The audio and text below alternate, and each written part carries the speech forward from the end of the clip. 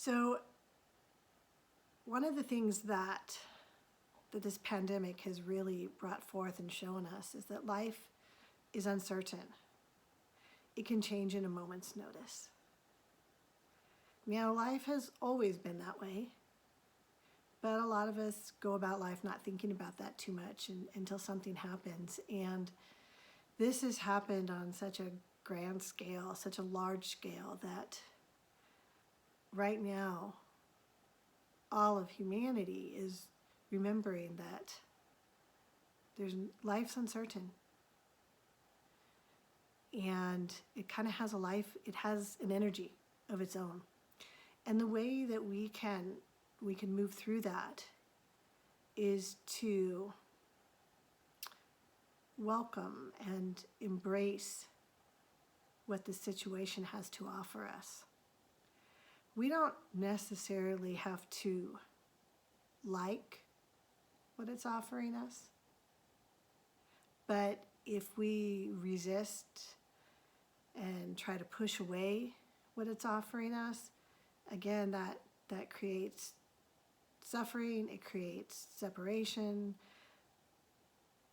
So our goal, our job, is to learn how to lean into the uncertainty, to be okay with the uncertainty, and to move with that energy of life, to let life lead us right now, to let go of the control, to know that we can create things and we can affect things and we can specifically affect our own personal experience of the situation, but to be in surrender, to be in allowance instead of resistance. So just like that song that Claudia sang for us, where it talked about dancing when the coals are hot, forgetting them when they're not, to revel in the sunshine, to put a layer on. It's that idea of whatever's presented to us, we embrace it, we do whatever's necessary for the moment to make that as joyful and as comfortable and as easy as it can be for us, but we allow it, we surrender to it instead of trying to push it away. So Eckhart Tolle says, life will give you whatever experience is most helpful for the evolution of your consciousness. How do you know this is the experience you need? Because this is the experience you are having at the moment. Right now, all of humanity is experiencing this pandemic in some form. There's not anyone that hasn't been touched in some way by it. And we can relax and rest in that, knowing that this is the experience that humanity needs right now for our evolution. And the way we know that is because it is what we are having. It is what we are experiencing. That's another, that Eckhart Tolle quote is another one of those things that I lean into a lot, that I fall back on when life's not going the way I like. It's another one of those grounding quotes for me, just to remember that, again, all is perfect, all is well, and whatever I'm experiencing is here for my growth. It wouldn't be here if I didn't need it. So it's kind of a comfort to me in that way. It's no accident that we're here on earth at this time. We signed up for this, and we already have everything we need to navigate it, to maneuver through it, that we already have all of that within us. We have all of the wisdom, the power, the spiritual power, the wisdom of the divine. It's all within us already. It's implanted in there. It's who we are, and we just need to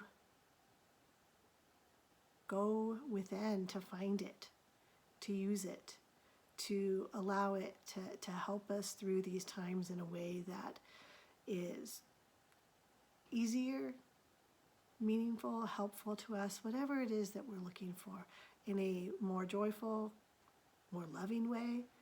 Whatever it is, it's there for us, and we can do it. We have access to it, and we can remember that the world out there, whatever it looks like, no matter how scary it is,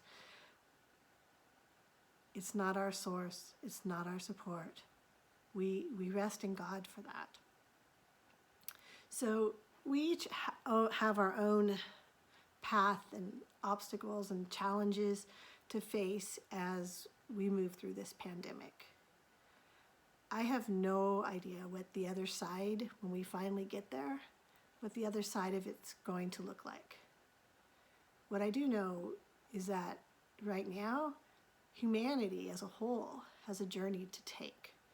There's a lot of general consensus among spiritually minded folks that somehow this is a great reset for humanity. For Pachamama, it's releasing old collective patterns that don't serve us, creating something new, a new landscape, so to speak. It's probably true. It's probably true. I don't know what exactly that looks like, but there's some truth in that, because anything of this magnitude, it's transformative. And it's obviously transformative for all of humanity, since we're all experiencing it.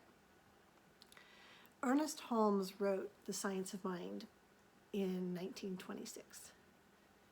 And he wrote, "The world is beginning to realize that it has learned all it should through suffering and pain." And as I think about that, I recognize that I don't think we've made a lot of progress in the last 94 years. There's a lot of suffering and pain that still happens. But maybe this is the shift. I can be hopeful that it is, and know that love is that great healing balm for the world, and that I have the ability to step into this situation from that place of love. Our job is to commit to moving through this time from a place of higher consciousness, from love instead of fear. We're human beings, so we won't be there all the time, but let's commit to do whatever is required to pick ourselves up when needed. Prayer, meditation, treatment, affirmations, connecting out in nature, our creative pursuits, time with our pets, time with our friends and our community virtually right now. But we do what feeds us. We do what connects us. We do whatever it is that keeps us into those higher states of consciousness. And we commit that if we're struggling, we reach out. If we can't lift ourselves up, let's commit to reach out. Call a practitioner, call a friend, reach out to New Thought Community on Facebook, on our webpage. You can email us. You can go to our website and submit a treatment request. You can join us on our Sunday Zoom hangout. We don't have to move through this alone. We can navigate these times together, collectively. I'm going to close with a quote from Emerson. "Even in the muck and mire of things, something sings." So just think about that. In those dirty, trashy places of the muck and mire, there is beauty, there is song, there is hope. And what I know is that what sings is the voice of the infinite. It's love calling to us. Namaste.